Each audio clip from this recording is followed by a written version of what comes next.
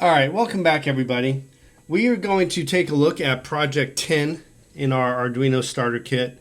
And this one has a few components that we've seen before and a couple of new ones. So let's go ahead, and what we're going to do is just pretty much start from the top and work our way downwards. I think that'll be the cleanest way to kind of describe the circuitry that we're looking at here.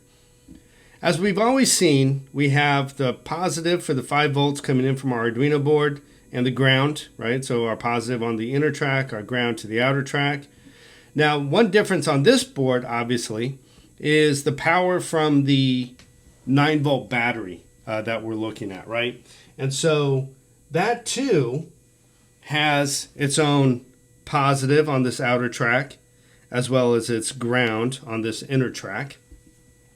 Now, one thing I want to point out right off the bat, probably the most critical wire that you're going to have in this circuit is this line connecting the negatives or the grounds on both sides of the breadboard, right? And that gives us an opportunity to complete the circuit to come back into our Arduino board's ground, prevents having any shorts or circuit overloads, blowing out one of the components on our board, or worse, blowing out our board altogether.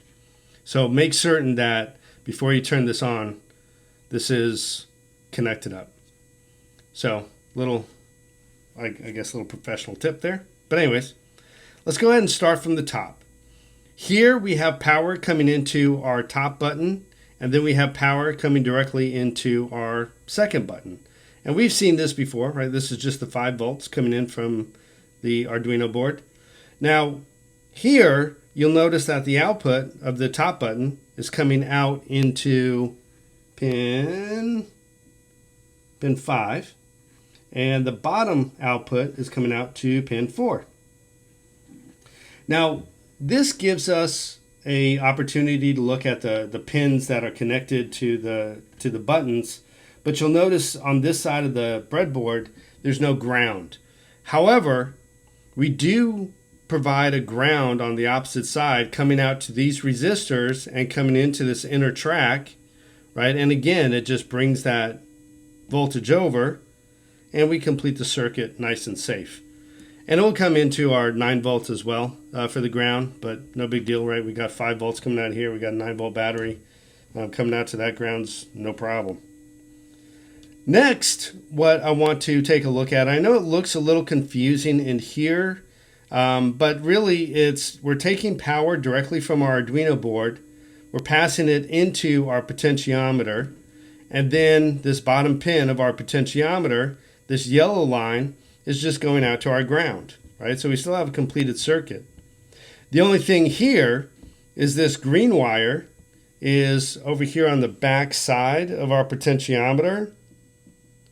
We're using this green pin, this green wire, to read the analog information from our potentiometer to come back over into a 0. And so that's all that's going on, and we've seen the potentiometer before. So really nothing new. Power comes in, power comes out for the ground, and we have an analog feed into one of our analog pins on our Arduino board. Next, what I want to take a look at is the actual H-bridge. And this is just an integrated circuit. Anytime you see large circuitry, it's pretty much built up of a lot of chips that are already pre-made that have known circuitry in them. There's custom chips out there, obviously, but a lot of times when you see circuitry, they're consisting of already predefined chips, and that's exactly what we're doing here.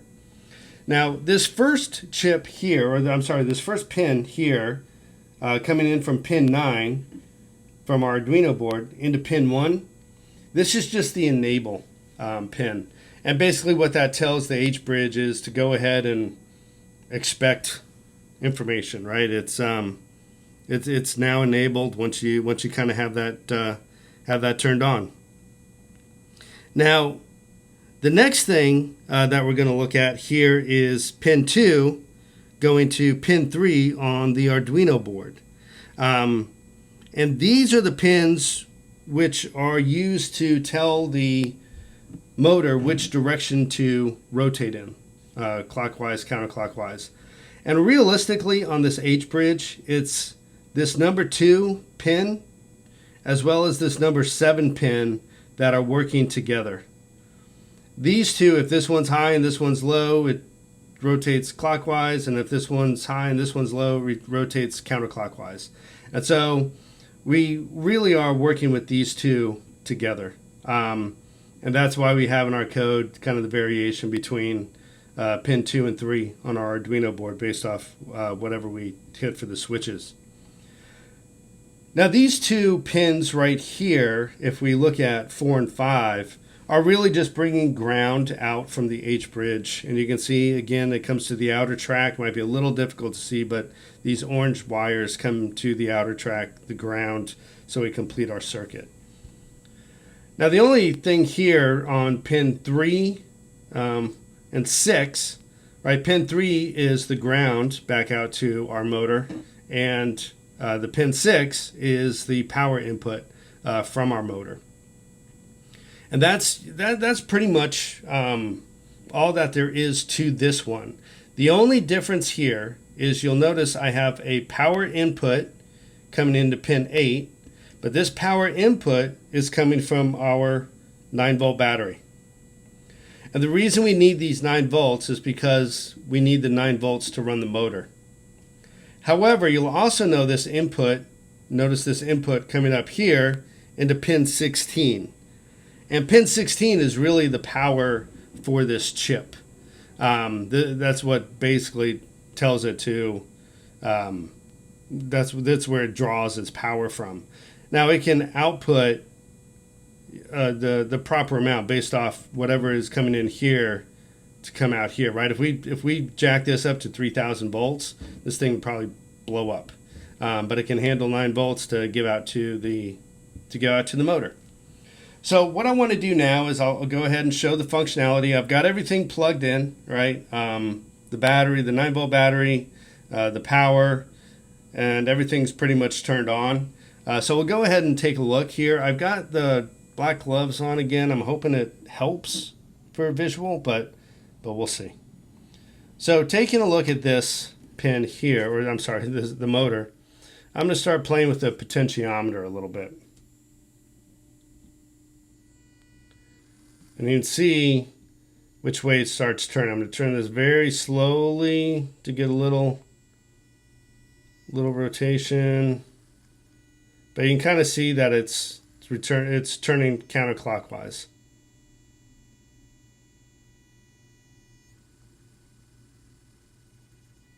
Hopefully you can see that.